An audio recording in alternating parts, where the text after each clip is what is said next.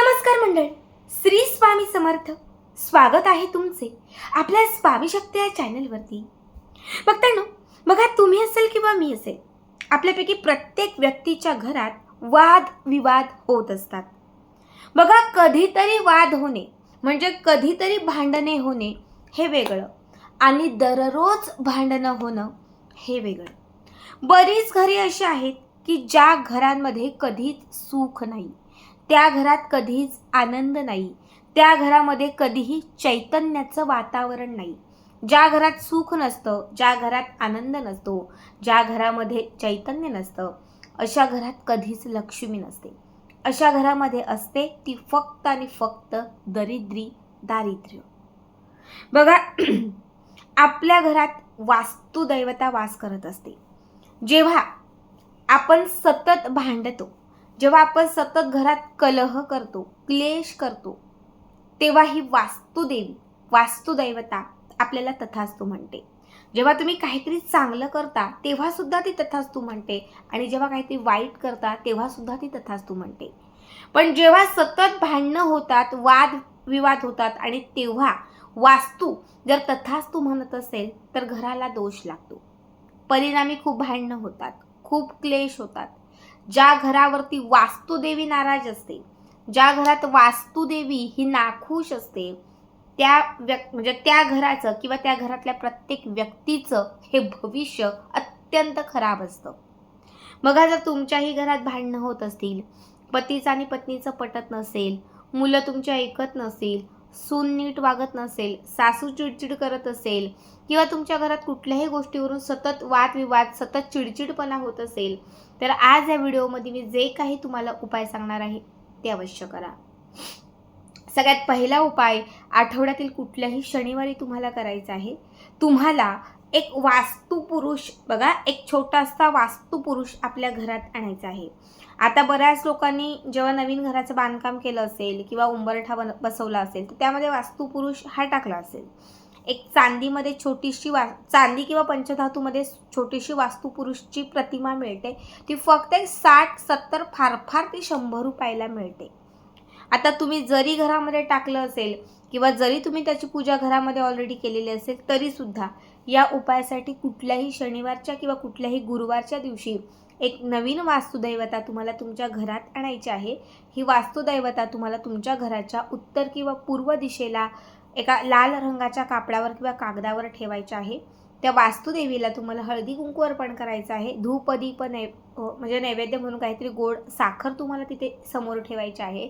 तिथे बसून तुमच्या घरातले क्लेश, कलह हे सगळं थांबवण्यासाठी त्या वास्तुदेवाला तुम्हाला नमस्कार करायचा आहे, विनंती करायची आहे, आणि तिथे बसून तुम्हाला 3 वेळा माता लक्ष्मीचं स्मरण करायचं आहे. वास्तुदेवाच्या समोर तुम्हाला 3 वेळा माता लक्ष्मीचं स्मरण करत असताना तुम्ही 3 वेळा श्रीसूक्त म्हणू शकता, कनकधारा स्तोत्र म्हणू शकता, महालक्ष्मी अष्टकं म्हणू शकता, किंवा तुम्हाला अन्य कुठली जर देवीची सेवा येत असेल तर तुम्ही ती करा, चालेल.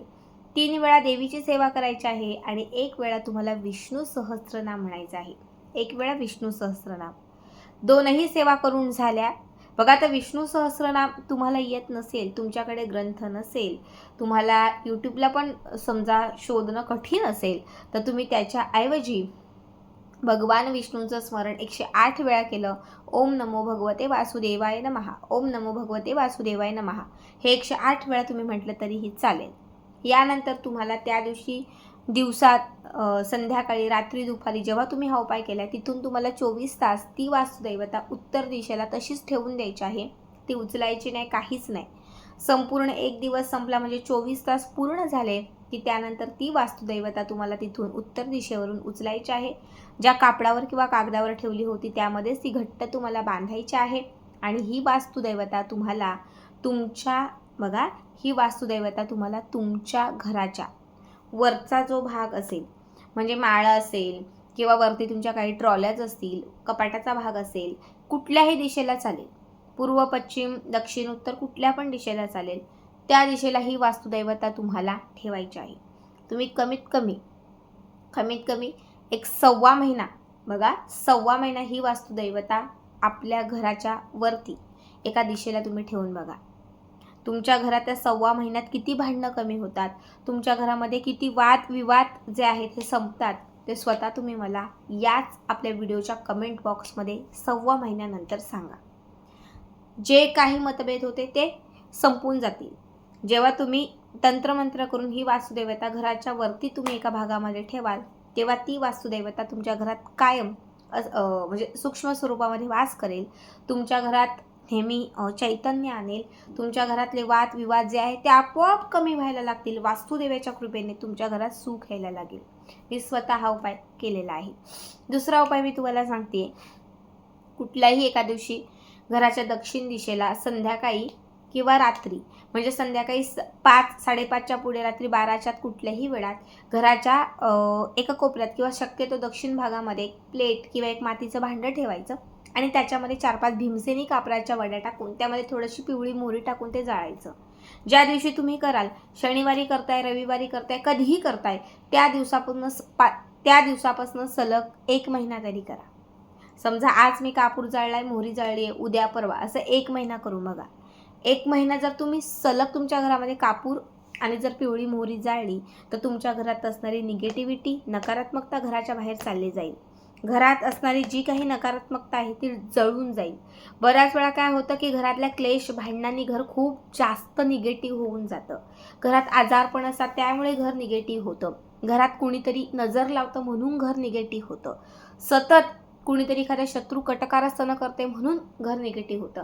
पण जेव्हा घराच्या दक्षिण भागात तुम्ही पिवळी मोहरी आणि कापूर जाळता, तेव्हा त्या 2 वस्तूंसोबत तुमच्या घरात असणारी नकारात्मकता, निगेटिव्हिटी सगळं घराबाहेर जातं आणि घरात पॉझिटिव्हिटी यायला सुरुवात होते. तिसरा उपाय मी तुम्हाला सांगते. तिसऱ्या उपायासाठी आठवड्यातील कुठलाही शनिवार लागणार आहे. कुठलाही शनिवार घ्यायचा, एक नारळ घ्यायचा. रात्री झोपण्यापूर्वी, म्हणजे तुम्ही 10ला झोपताय, 12ला झोपताय, कधी त्या झोपण्याच्या थोडासा अगोदर जो नारळ घेतलेला तो स्वच्छ पाण्याने धुवून घ्यायचा, थोडासा सुकवून घ्यायचा आणि हा नारळ जो आहे, हा नारळ उजव्या हातात घेऊन मुख्य दारावरून तो 7 वेळा उतरवायचा. मुख्य दारावरून 7 वेळा उतरवायचा.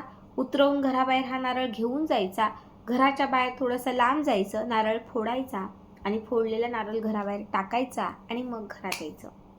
कमीत कमी तुम्ही 4 शनिवार हा उपाय केला, म्हणजे 1 महिना. 4 शनिवार हा उपाय केला, तुमच्या घरातले बरेचसे वादविवाद कमी होतील, भांडणं कमी होऊन जातील. जे काही तुमच्या घराला दोष लागलेले असतील तर ते सुद्धा संपून जातील. घरात पटतच नाहीये बघा, घरामध्ये आपापसात खूपच जास्त वादविवाद आहेत.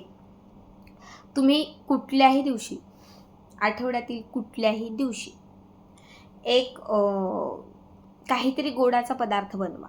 गुरुवार असेल, शनिवार असेल, मंगळवार असेल, काही त्या दिवशी फक्त एक गोडाचा पदार्थ बनवा आणि त्या गोडाच्या पदार्थामध्ये 3 हिरव्या वेलच्या टाका. अख्ख्या, सोललेल्या नाही, फक्त 3 अख्ख्या हिरव्या वेलच्या टाकायच्या. हिरव्या वेलच्या टाकत असताना 3ही हिरव्या वेलच्या उजव्या हाताच्या मुठीत घ्यायच्या. हाताची मूठ बंद करायची. एक मंत्र मी तुम्हाला सांगते, हा मंत्र 51 वेळा म्हणायचा. मंत्र व्यवस्थित ऐका. ह्रीं क्लीं कुरु कुरु वश वश स्वाहा. ह्रीं क्लीं कुरु कुरु वश वश स्वाहा. ह्रीं क्लीं कुरु कुरु वश वश स्वाहा. ह्रीं क्लीं कुरु कुरु वश वश स्वाहा. ह्रीं क्लीं कुरु कुरु वश वश स्वाहा. हा मंत्र 51 वेळा म्हणा. 3ही हिरव्या वेलच्या त्या गोड पदार्थांमध्ये टाका आणि त्यानंतर हा गोड पदार्थ घरातल्या सगळ्या व्यक्तींनी खा. आता त्या हिरव्या वेलच्याच कुणाला तरी गेल्या पाहिजेत, त्यांनीच त्या खाल्ल्या पाहिजेत असं काही नाही.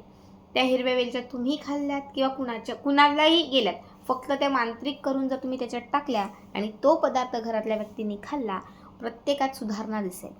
प्रत्येक व्यक्ती आपापसांकडे वश होईल. प्रत्येक व्यक्तीचं एकमेकांशी पटायला लागेल आणि जे काही भांडणं कलह आहे ते कुठेतरी कमी होईल. बघा, खूप साधा सोपा उपाय आहे. यापैकी कुठलाही 1 करा, 2 करा, 3 करा, 4 करा, तुम्हाला हवे तेवढे करा, पण मनापासून करा.